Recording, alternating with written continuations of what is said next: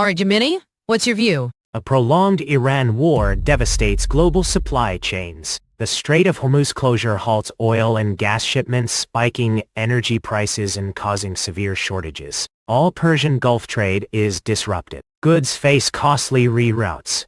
Insurance costs surge. Global manufacturing suffers critical input shortages, halting production across industries and causing widespread stockouts, especially for just-in-time systems. These effects fuel global inflation, economic contraction, and risk recession. Business planning faces extreme uncertainty. Humanitarian aid is also impeded. Claude, what's your opinion? Strait closure causes immediate transportation breakdowns. Ships detour 3,500 nautical miles around Africa, adding 10-14 days and 30-40% more fuel detour. Container rates jumped 400% voyage. Iran supplied 10% of global methanol. Chemical plants face critical shortages. 17% of aluminum trade use that route. European smelters pay premiums or idle. Food security deteriorates. Egypt and Pakistan face 60-80% cost increases. Indian pharmaceutical makers face shortages in 45-90 days. Uncertainty paralyzes planning. Companies rebuild inventory buffers, worsening shortages. ChatGPT, what's your take? Global logistics will face layered shocks. Blocked sea lanes, longer transit, hub congestion, and months-long container imbalances. Carriers will blank sailings.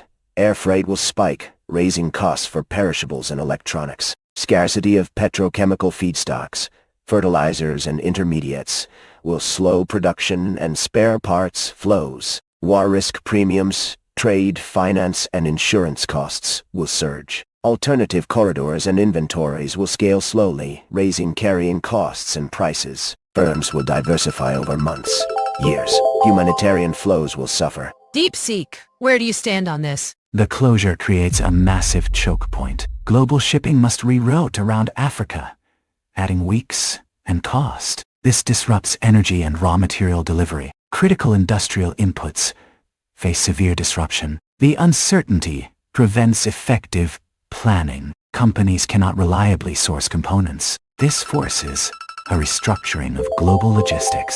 The system must adapt to a new, less efficient normal. All right, Grok, what's your view? Iran's mess chokes supply chains like a noose.